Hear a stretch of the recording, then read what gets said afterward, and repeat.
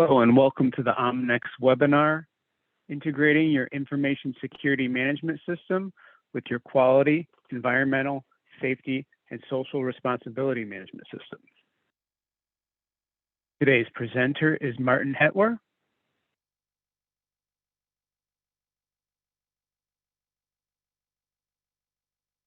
Martin is the Managing Director of Omnex Europe, which is located in Germany. Martin has a wide array of experience working in quality in various capacities. During this webinar, if you have any questions for Marty, please enter them in the Q&A box, which is located in the Zoom webinar panel. And Marty will get to the best of his ability at the end of the webinar. If there is no time for your question, someone from Omnex will respond to you through email. This webinar is being recorded, and someone from Omnex will contact you through how to access the recording and the slides sometime after the webinar, maybe 1 or 2 weeks, depending on how quickly they can get to it. All right, Marty, you can share your screen and it's all yours. I'm sorry, Miles, are you sharing or am I sharing? You should be sharing your screen. Okay, 1 second then, please.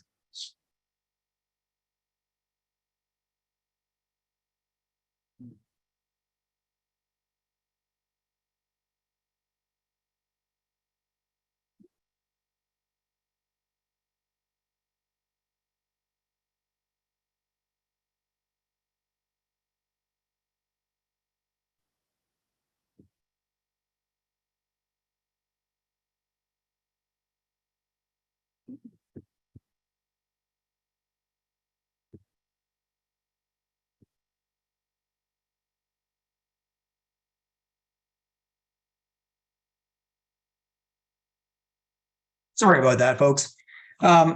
Little technical miscommunication here. So I hope you can see my presentation at the moment here. One of the things that I feel very strongly is that no organization or individual has the right to waste anybody's time, and I just wasted about 30 seconds of yours while I was loading up the screen. And it truly is that our time is more valuable than our money. And so hopefully what we'll take away from this webinar presentation is an understanding of why it's the right thing to do to integrate our management systems together with one another. So there's in the high level structure that's come out recently in the 2022 version of ISO 27001. What that does, like all other management systems, it allows organizations to fully go and integrate their different management system standards. And so what we'll do today is we'll talk about some of those requirements, some of those same and similar clauses, and we'll talk about how and why we should integrate them together for effectiveness and efficiency of our management system. So here's the latest standard that came out, the 2022 version, and there's a couple of interesting changes to it. So it always used to say information security, but now it says cybersecurity and privacy protection. So now we're starting to look at personal data or personally protected information, right? And how we protect that information. And not only that, but how do we protect our assets from other issues like cybersecurity types of attacks or ransomware or those types of things. The standard itself is there to establish, implement, maintain, and improve the management system within the organization's context. It also includes a requirement to assess and treat risks. And as we know, in many other management systems, we talk about risk-based thinking, and this is really no different here. The requirements are generic, and they are applicable to all organizations, regardless of the size of those organizations or what they do. They can also be used by internal and external parties for assessments. And as we said earlier or a moment ago, can be integrated with other management system standards. We can put them together. So one of the reasons that we can do that is because all management system standards coming from the ISO, have the same high-level structure. So basically a set of 10 clauses, basically starting from 4 to 10, that talk about what we need to do. And so we're starting down at the input here to context the organization. We're talking about leadership, we're talking about planning, support, operations, performance evaluation, and improvement. Those are exactly the same across all management systems. And so management systems are an important role in the strategic alignment of companies. We use the management system to create trust with our interested parties. And for those companies that integrate their management systems, they're going to have a more effective and efficient management system, with the intended results being a little bit more clear. So one of the tenets of all management systems is to eliminate all non-value added activities. Isn't that interesting? It doesn't say document our processes, right? It doesn't necessarily say a lot of the things that we expect them to say, right? But one of those things is to improve customer satisfaction through customer-focused processes. And again, putting prevention in place, right? Putting prevention in place. And again, as I just mentioned, eliminating all non-value added activities. It's also interesting when we look at leadership and commitment, and we get into clause number 5, or 511 in this case, general. C says ensuring, and again, it could be different between different management systems, whether it's B or a C or a D. But they all say the same thing. They all say ensuring the integration of the management system requirements into the organization's business processes. Wow, isn't that interesting? Ensuring the integration of the management system requirements into the organization's business processes. Well, in this context, the business processes is what we do every day. The standard is saying that leadership has to make a commitment to making sure that all the requirements that are out there, not only the requirements of the standard, but also our internal requirements, are integrated into the business or into our management system. We don't want to have different management systems. We want to have one integrated business management system. And so looking from the outside in, we have requirements not only strategically from our leadership team, but also, some of those things that we get pressured from some of our customers, whether that's to have an environmental management system or a quality management system, or in some cases to have a laboratory or ASPICE, cybersecurity and information security, social responsibility, health and safety. All of those are general standards or management system standards that many organizations, leadership teams, and of course customers have asked that organizations need to implement, maintain, and improve on a continual basis. Now, there are some other lesser known standards out there. For instance, product safety and conformity representative. We know that our friends here in Germany, and of course expanding very quickly across the world, they require a product safety and conformity representative that comes in even before APQP starts, to start understanding what we need to do to ensure that we meet the requirements of not only the customers, but also our legal and safety requirements. We have others out there that remind us that our information security management system may not be strong enough, especially when it comes to sharing organizational assets. And so, partners like VDA and ENX, they're making sure that organizations implement their TISAX requirements. And the TISAX clauses are essentially a subset of Annex A out of 27,001. We'll see some changes in the TISAX requirements shortly when they start looking at the information security assessment workbook. And the standard provides requirements for establishing, implementing, maintaining, and continually improving a management system. In this case, it says information security, but they're all the same, right? So the adaptation or the adoption of a management system is a strategic decision for the organization. I'm sure many of you have seen this model, this X matrix model. Many of you have probably seen it in your own performance evaluations that we go through every year, right? How does each individual and what we do tie back to not only the strategic objectives, but also the tactical objectives of the organization? as we mentioned a few moments ago, here we see the at least a slightly different view of the management system, right? Scope, normative references and terms, that's all in 1, 2, and 3. But the main items that we want to talk about, the main clauses are 4, 5, 6, 7, 8, 9, and 10. And they all go through leadership, they go through planning, they go through support, operations, again, performance evaluation, and in improving them, all surrounded by the context of the organization, those things that have an impact on us in our business. One of the things that the organization needs to do when we implement a management system is to come up with some type of a process map. And that process map should show linkages and interactions. And so what we're showing here in the box, in the main box up top, is exactly that. Those are the clauses that are required by, in this case, ISO 27001, that are quite similar with some of the other, or may even be exactly the same with other management system standards.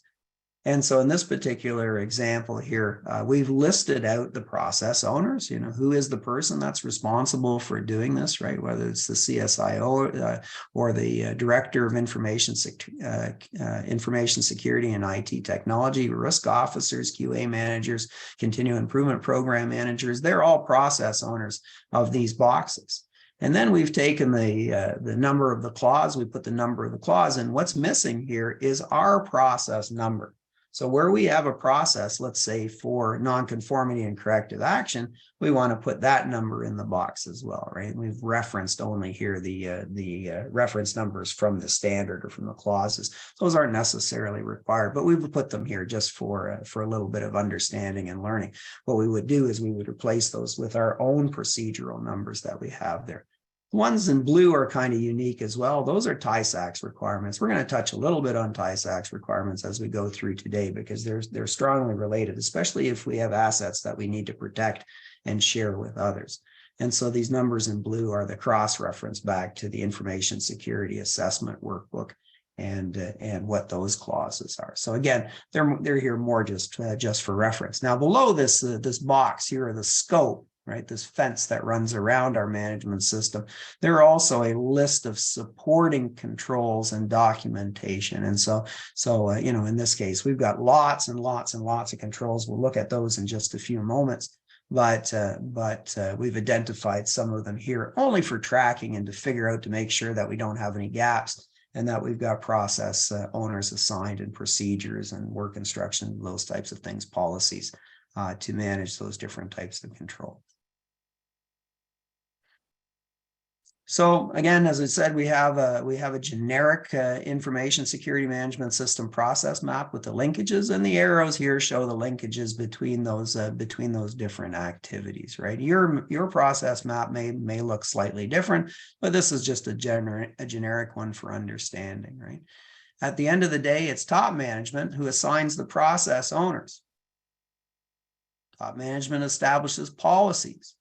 And with the process owners comes up for plans for meeting our business objectives. Not what our management system is, but what are our business objectives, right? Again, we have one integrated business management system. Risks are identified and analyzed and treated, right? We can even go to a different management system. We can go to ISO 31000 and look at how they recommend risk management is handled. And we can do that for our environmental, our health and safety. We can do that for our information security system. We can use the best practices from other management systems, in this case for Risk Management 31000, to help us manage and treat those risks. The Information Security Management System is the foundation. It is the foundation for effective information security and cyber security controls.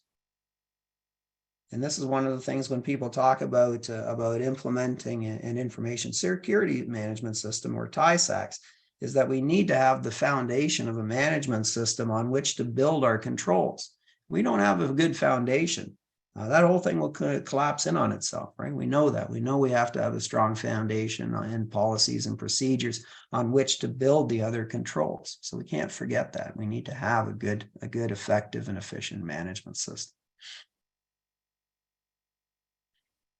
All right, so let's look at some of the common ones here. Let's look at some of the common ones between other management systems. Well, the first thing is understanding the organization and its context, 4.1. Interested parties, needs and expectations, 4.2, leading into 7.4, excuse me. We need to have a process map. We need to have a scope of the management system, 4.3. We need to have leadership and commitment, clause 5.1. Establishing roles and responsibilities, another leadership task, right? 5.3. Actions to address risks and opportunities. 6.1, falling inside of planning. Human resources and competence. 7.2 and 7.3, right? Our resources and what we have.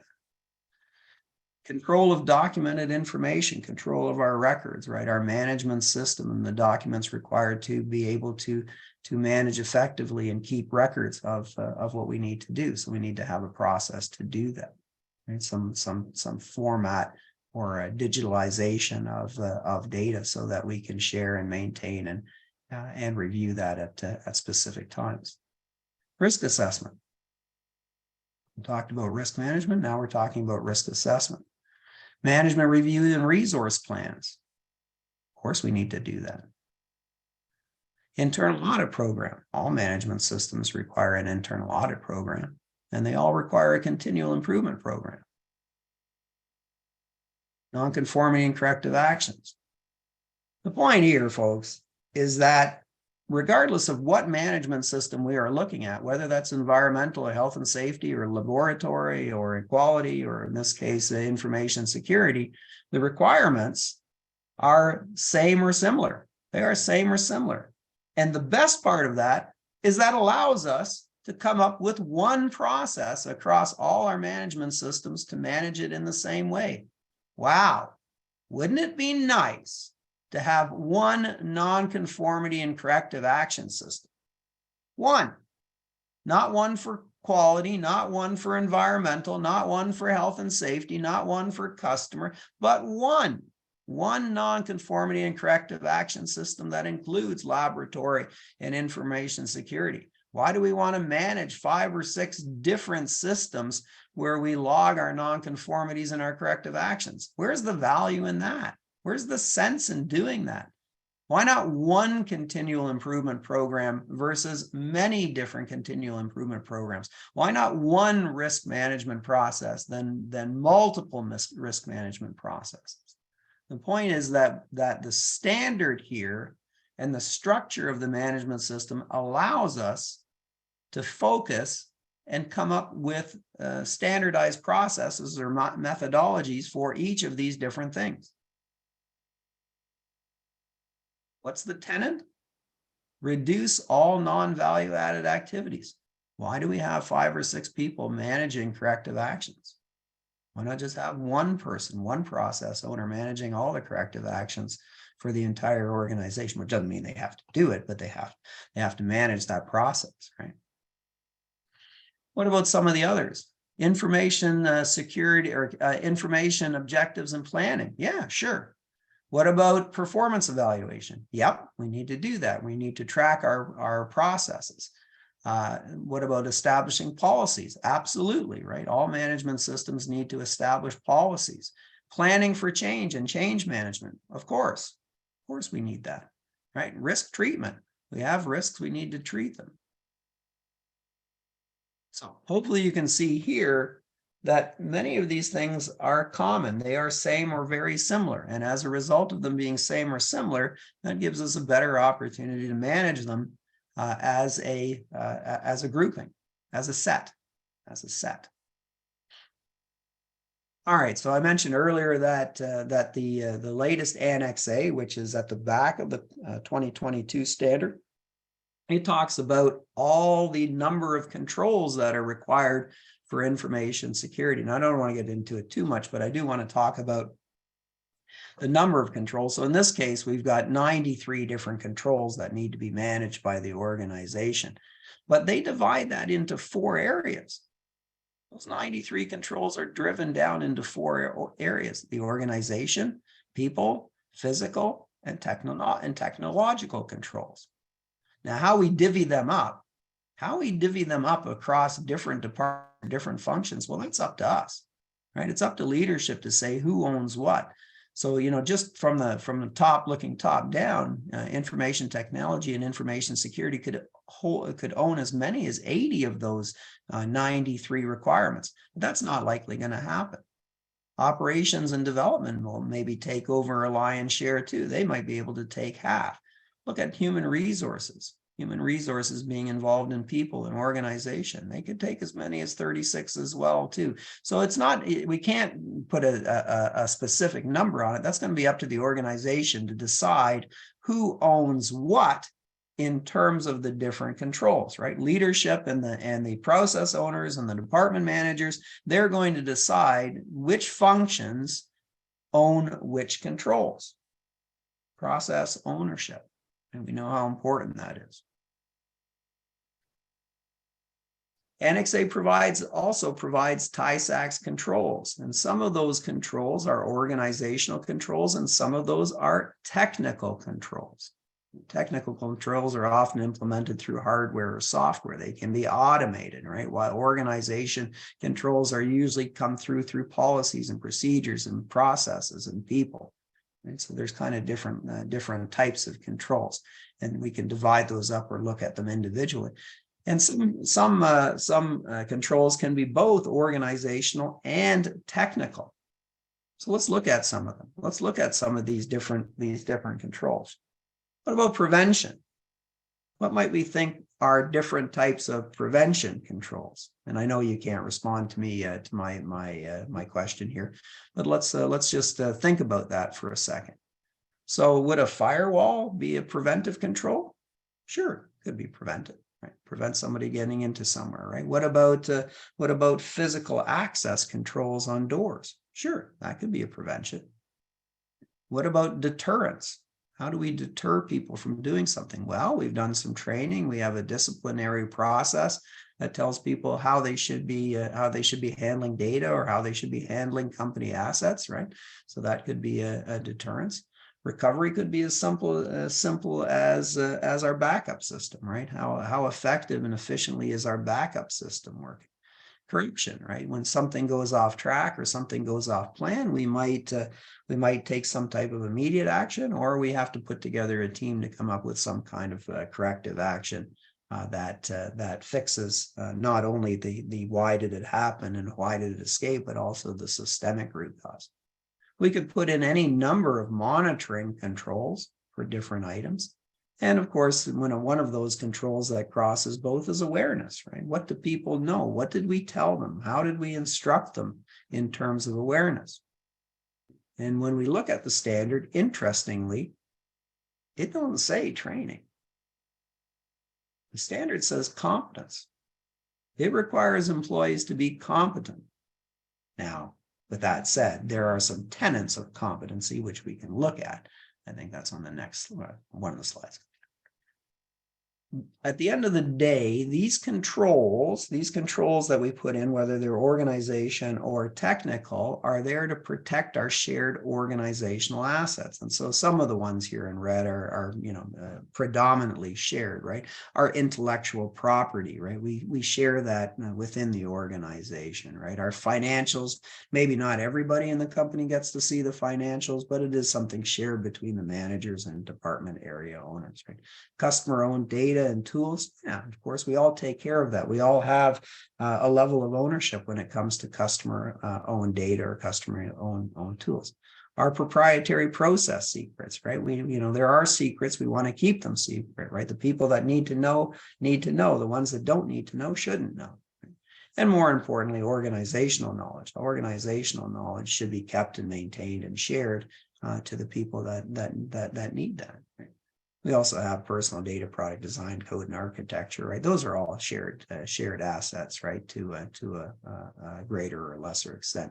But the takeaway here is that all of these different shared assets require protection with controls. Protection with controls. So what technical controls, what physical controls, what human resources controls, what type of controls do we need to put in place to protect these assets? right? What if these assets were to become compromised? So, the first thing that we need to do from an organizational standpoint, and it really doesn't matter what management system we're talking about, but we need to come up with a process map, and leadership has to identify some process owners.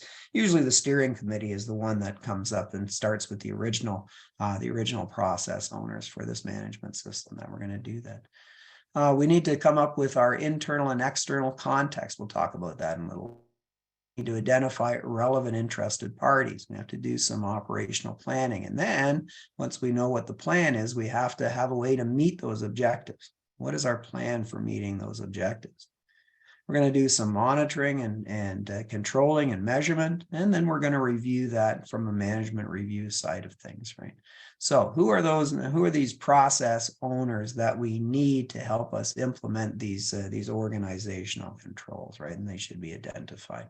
And we see here that, just as an example, the operation manager and human resources and training development leader, they play a role too, right? Everybody plays a role, whether we're talking about information security or quality management, doesn't matter, right? It doesn't matter what the management system is, or health and safety, right? There are process owners that are at all levels. There are process owners at all levels, right down to the admin, right? They're a process owner as well too, right? They may not have as many things that they need to manage as maybe a manager or an area leader, but they have certain things that are in their purveyance, right? What about that person who makes sure that backups are done every day? Right? They may not be a manager, but they're certainly a process owner, and they're a very important process owner for making sure that backups are done. Right? What about making sure that the training plan is being followed? Right? Who in the department from training and development is responsible for that? Right? It's not necessarily the human resources manager, or even the training development manager. It might be somebody far below them, right? In the organizational aspect, or what I'm looking for, the organization chart. All right. So the organization has to identify issues that are relevant to its purpose, to its strategic direction. Where does it want to be in 5 years? Where does it want to be in 10 years? Where does it want to be in 20 years? Don't laugh at that. I know that some of my colleagues at Omnex, we've audited companies that have 25-year plans, right, for a strategic direction, right? Even in some cases, we know that there are companies that have longer than 25-year. We need to look at things that have the ability to affect or to limit us from achieving our intended results. So what are those things, those anchors or those constraints that maybe have an impact on us having the ability to meet our intended results? And this is a process. This is not a list. This is not a list of issues. This is a process to identify those issues. Eventually, one of the records will be a list of what those issues are, whether they're external or internal in context, but it is a process. So who owns that process for understanding the organization and its context? And it goes right back to the strategy of the organization. Understanding the needs and expectations of interested parties. Again, this is also a process, right? So top management, right, needs to understand who those relevant interested parties are. Now, that's maybe a little bit fuzzy. In the environmental management system, we talk about the aspects of the organization that could impact pollution or the output of an organization. And so we ask, what are all of these things that we touch or use or consume that could potentially lead to pollution or damage to the environment? And that list may be very, very, very, very long, right? When we start talking about household chemicals being used in the office, right? That list of aspects can become very, very long. But what it asks in the standard is to determine what are the relevant aspects to the organization. And so now we start whittling down that list. And the same thing happens here with interested parties. We can have a really, really big list of interested parties, but not all of them Not all of them are relevant to the management system. And so we need to figure out who those are. And relevant interested parties are those parties that represent a significant risk to the organization's sustainability and our ability to meet our outcomes or their needs and expectations, right? If that relevant interested party feels that we haven't met their needs and expectations, they could potentially, cause some waves, could cause some issues, could throw up some roadblocks.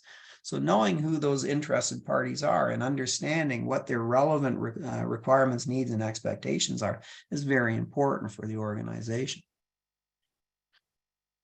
So who are those relevant requirements and expectations? Well, our customers, obviously, and we have internal customers and we have external customers. We need to look at that. What about everybody that supplies us or works with us as partners, right? What we get from them, what we provide back to them, and the enterprise as a whole.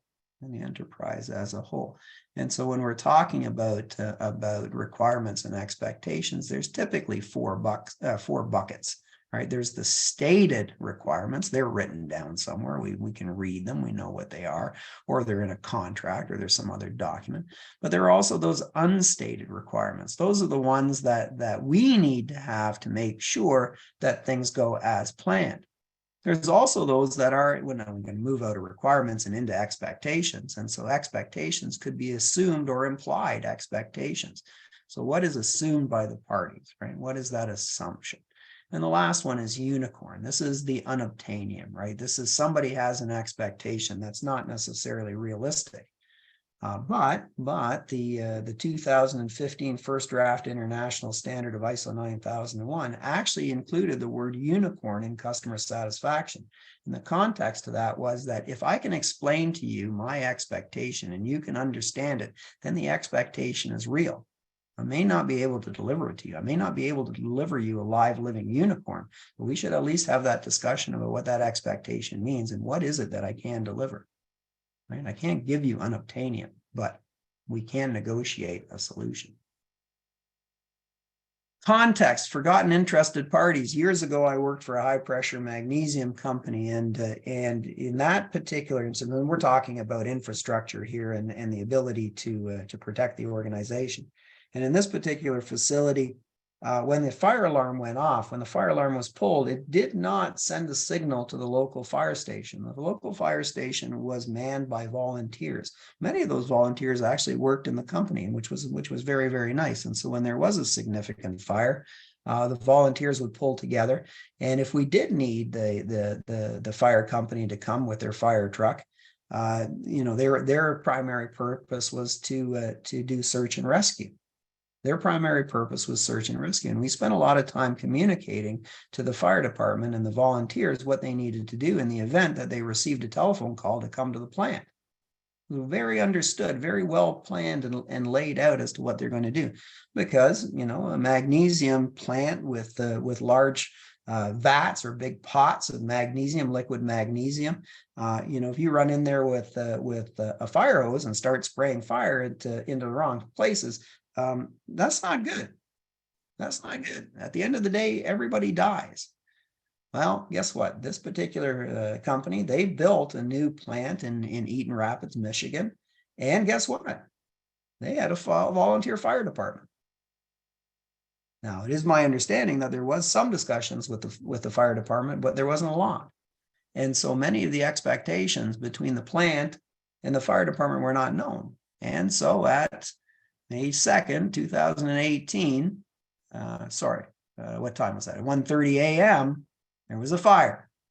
And the fire department showed up, and they came bursting in through the doors with their fire equipment. And at the end of the day, the explosion melted down parts of the building, with the roof being completely gone. So there is an example from an infrastructure standpoint of a forgotten interested party. Had the fire department been fully aware of what their tasks were, what their role was in supporting the plant to put out a magnesium fire, it may not have burned the building to the ground. So there's a kind of a takeaway when it comes to the importance of understanding who the relevant interested parties are. Scope of the management system, 4.3, we need to have a scope. All good project managers know there are two things that you need before conducting any project. One is a scope and the other is a charter. The charter comes from leadership that says the project team and the project manager has their authority to conduct this project. The second is the scope. Everything that is inside the scope.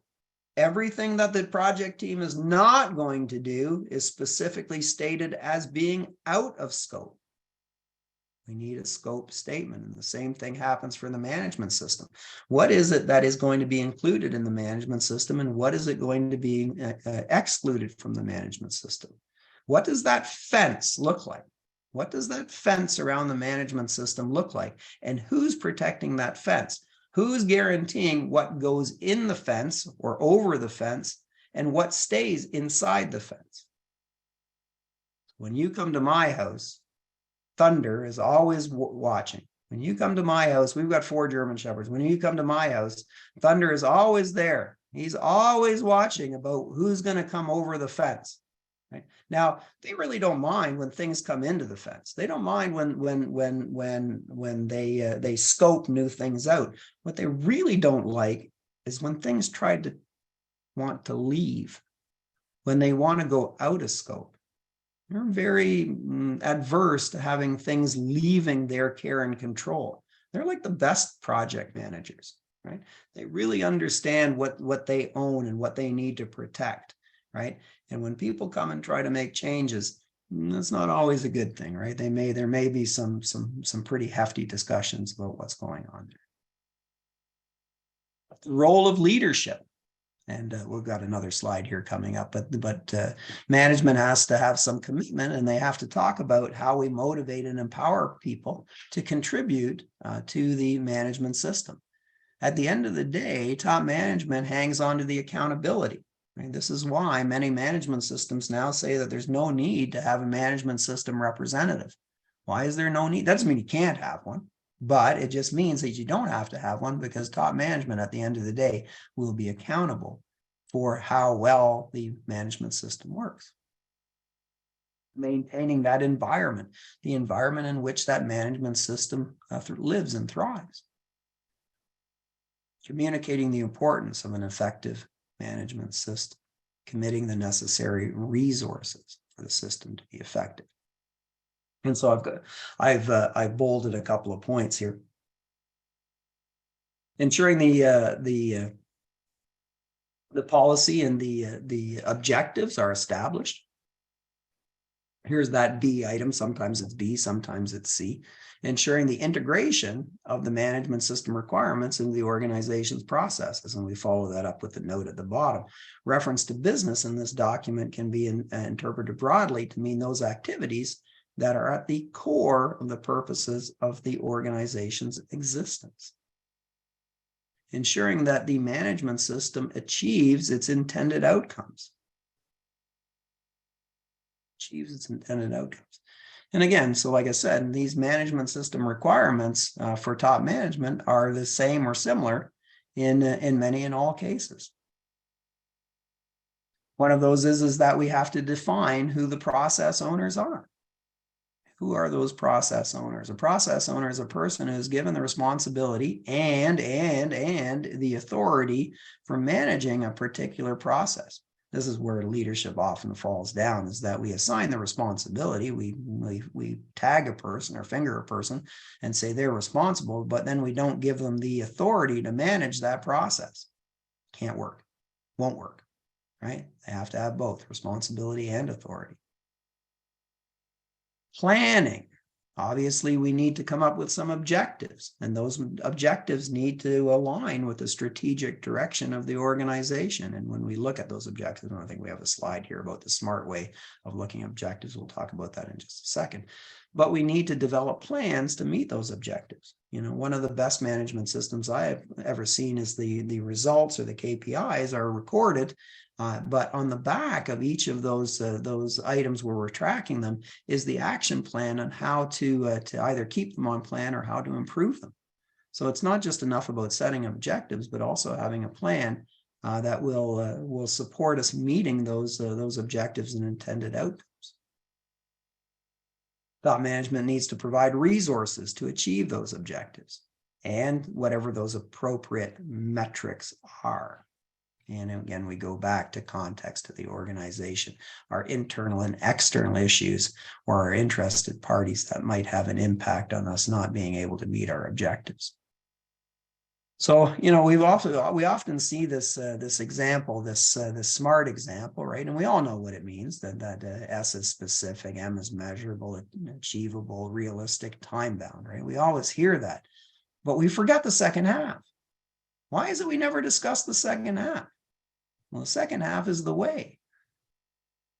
When top management comes out and says, hey, you know, we have this objective, we should be asking, well, is it worthwhile?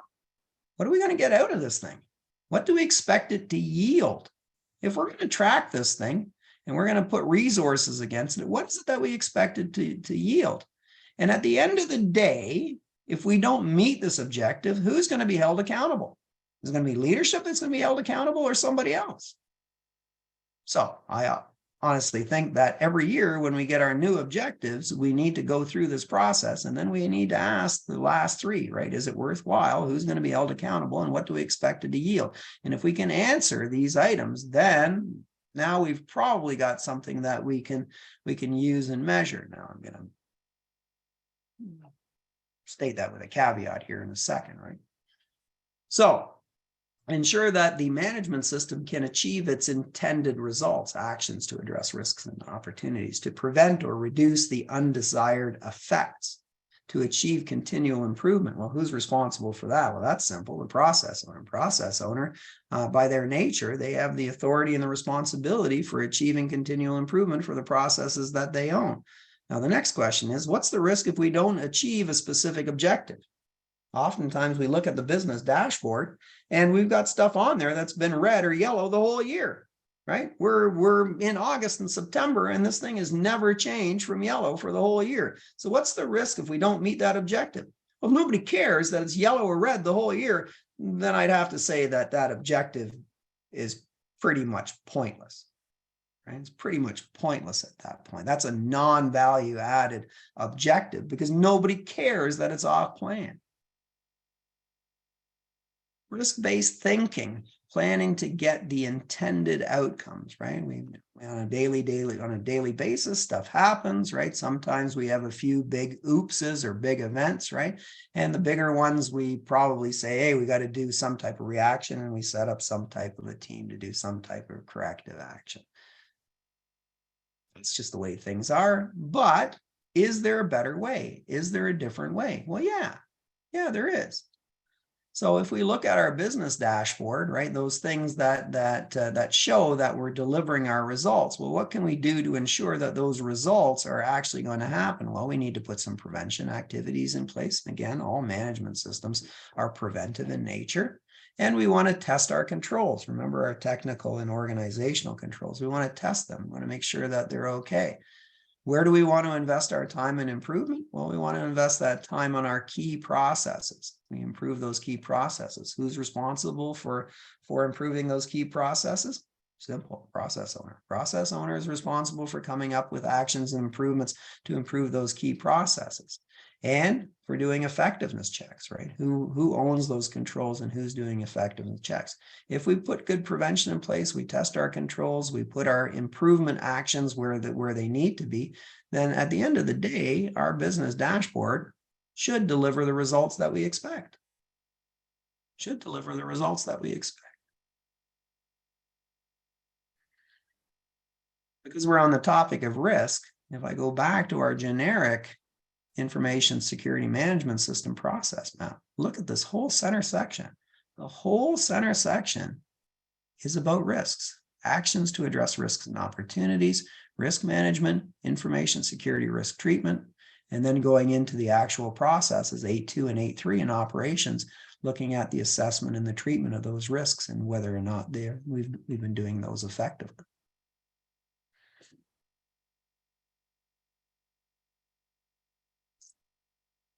Objectives and planning. An objective can be strategical, it can be tactical, or it can be operational. At the end of the day, we want to focus on performance results. I'm a very, very good lead auditor. Right? We have some very good ones within Omnex. And I said something one day about KPIs, and this auditor, he slapped me pretty good. He slapped me so good it still stings. He said, Marty, I don't care about your confabulated KPI numbers that you can meet. I want to see the results. Don't show me some number that I know you can meet week after week, month after month, right? Don't show me something that doesn't mean anything to the strategic benefit of the business. Show me the results. These are processes. Processes need to have an outcome. They need to have a result. Show me the results. And so today I say no more KPIs. Show me the performance results instead. Right? I don't want to see some number that we've spooled up just so that we can show that we're meeting a number. I don't want to see that anymore. Resources. Top management determines and provides the resources needed for the management system, not only to establish and implement it, but also to maintain it and continually improve it. Right? Top management and the process owners must ensure effective and efficient use of organizational resources. Competence. Remember, we talked about competence. Ensure that people are competent based on their education, training, and experience. We take actions to achieve the necessary competence, and we evaluate the effectiveness of those actions. We retain appropriate information as evidence of competence. So what do we need? Well, the job description says, or the CV says, this is the experience that we expect for that person to do that job. It may also talk about specific skills. They also talk about specific certification. Maybe we need a welder that can weld some other kind of unique material, right? So we need some type of unique certification. Training and education, right? Normally on the job description, we talk about the minimum level of education that's there. And again, talking about another slap, one of my colleagues said that they raised the idea of doing more training. And the slap came from leadership and said, animals are trained, people we educate. Animals are trained, people we educate. So what type of awareness or education did we give people so that they make better decisions and better choices on the job every day? Documented information. Availability, suitability for use, where and when it's needed, protection from loss of confidentiality, and proper use or loss of integrity. When we talk about information security, we talk about CIA, the loss of confidentiality, the loss of integrity, or the loss of availability. And so do we have a system that's going to protect that? Controlled information ensures that everyone in the organization knows what they need to know and does not know things that they should not know. We also have to be able to track our documents and our records, right? And having some type of management system to do that is important. Excuse me for 1 second. We need to have some processes and procedures for operation planning and control, and those go right back to 6.1 and 6.2. Plan changes are controls, and the consequences of unintended changes must be reviewed. We want to make sure that we get in front and mitigate any adverse effects to any unplanned changes. Folks, we're getting close to the end here, so bear with me as we get through the last couple, right? Monitoring, measurement, and analysis and evaluation. Organization needs to decide to determine what needs to be monitored and what needs to be measured. What are the methods for doing that, for the evaluation and making sure that the results are valid? When are we going to monitor and measure? Who's going to do it? When the results from measurement will be analyzed and evaluated, do we know that they are good? Are we achieving our intended outcomes? Are we achieving our intended outcomes?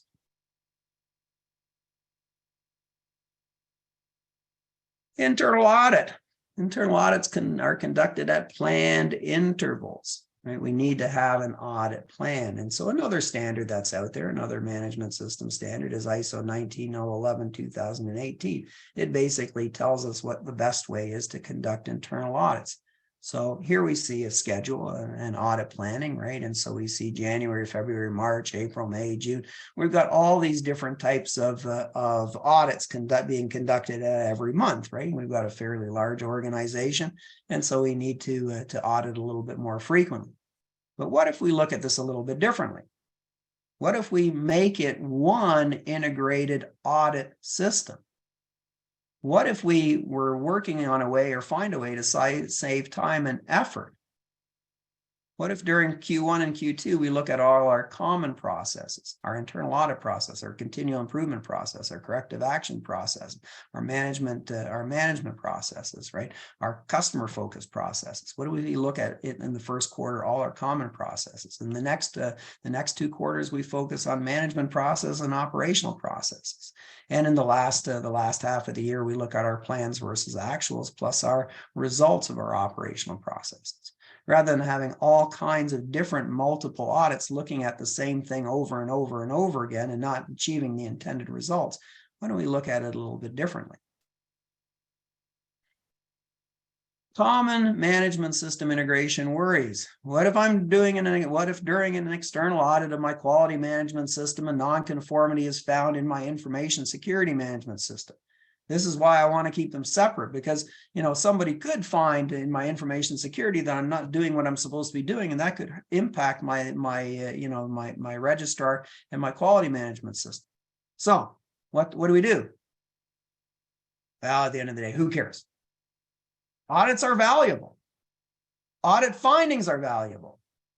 It is a dinosaur organization that thinks that audit nonconformities are a bad thing. They're not a bad thing. They're a good thing. We put on our Bob the Builder hat and we fix it. We fix it right. We fix the nonconformity. We learn from it and we carry on. Who cares? Who cares whether it's a nonconformity in the environmental management system or the laboratory system or the quality system? It doesn't matter. It's a good thing. It's a good thing that we know, and now we're going to go and fix it. And we carry it across to the other management systems so that we don't have the same problem later on. We don't have to fix it again in 6 months or 8 months. It's not a worry. It's a good thing when we find things. It's not a worry. Management review inputs. Management reviews need to be planned and carried out. Changes in external and internal issues that are relevant to the management system. Results of risk assessment, or the status of our risk treatment plan. Opportunities for improvement that are brought in by the process owners. Management review outputs, there's really only a couple, right? Decisions and actions related to opportunities for continual improvement and the need of changes to our integrated management system. Not too many things there. So we have management reviews that are planned for once a year. We have seagull management, fly in, squawking, pooping all over things, taking a handful of French fries and flying off again, right? So they're telling us, please do better, right? We've got managers at the organization or the operational level that are just beating up on people, asking them to do better. And then they got the rest of the folks down below. No plan, bad plan, fail to follow the plan kind of things, right? This is what we typically see in how we mismanage things.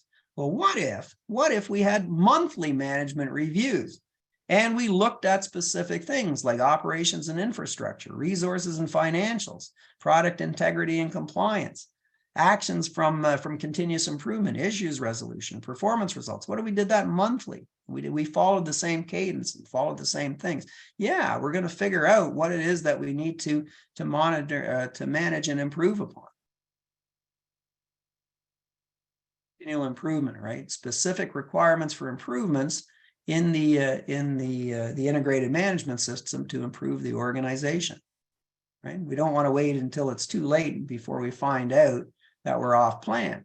We want to get ahead of things here and have some type of structure or program for continual improvement. There are some barriers. There are some barriers to implementing successful controls, right? Sometimes we go around with blinders on. More often, we see that there's no ownership of stray processes. Why? Because leadership didn't identify process owners. Maybe we have individuals that lack certain competencies. They've been thrown into a job without being prepared for that particular role, or missing requirements.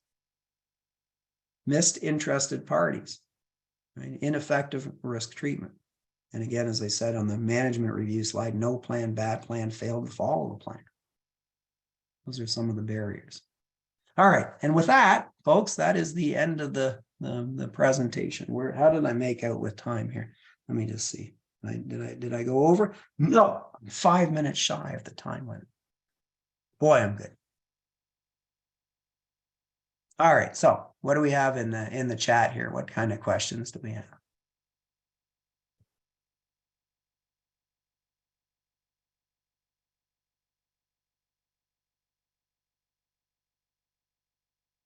Good question.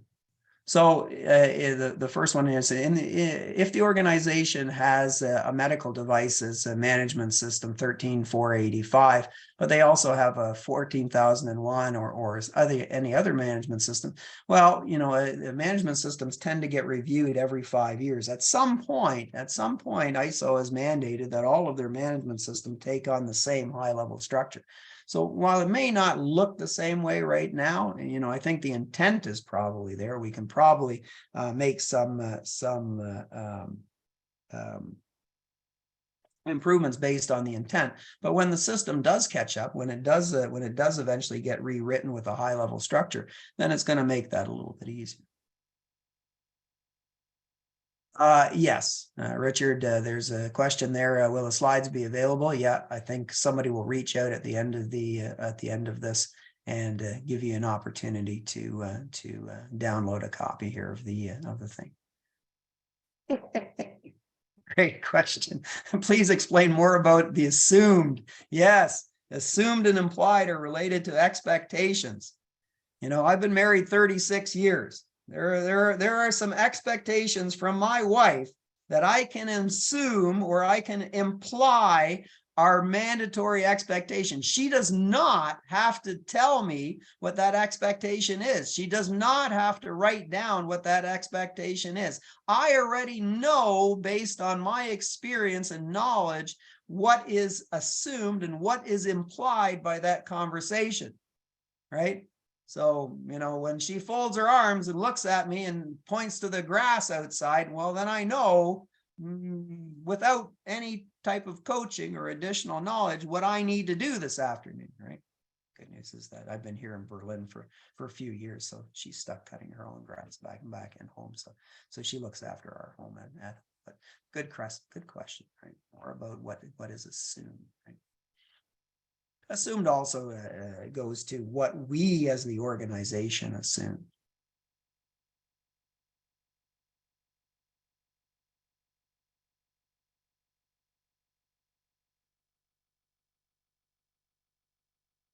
Are in the planet. Yes, they should have been. That should have been discussed with them. The fact is that water and magnesium fires don't work well together. And so at the end of the day, the support that the fire department could offer or the volunteer fire department can offer is quite limited. If all they have to fight a fire is water, and you can't use water in that kind of circumstances, then they should also know what other things that they need to be able to do. And as I said, their primary focus when coming on site to fight the fire was search and rescue. They were there to see, if someone was overcome by smoke, or if someone was damaged or hurt in an explosion, right? Their job was to come in and do search and rescue. It was the people in the plant, the operators, right? The people that work there every day. It was their responsibility to put the fire out. Never seen anything like that. You see a big fire in the plant, instead of employees running away, they shut down their equipment and they ran to the fire. Very interesting. Very interesting when the employees know that the only people that are coming to save their plant is them.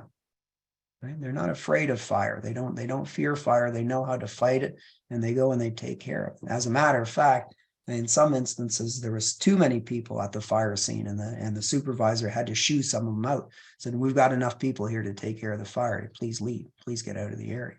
So very interesting. Okay, and so for the rest, I thank you as well too. I thank you for taking the time and joining me today. I hope you took away a few interesting facts, or that I was able to provide you with some value today. And I think that's very important for me, is to knowing that that I didn't occupy your time without providing you some value, because your time is more valuable than your money.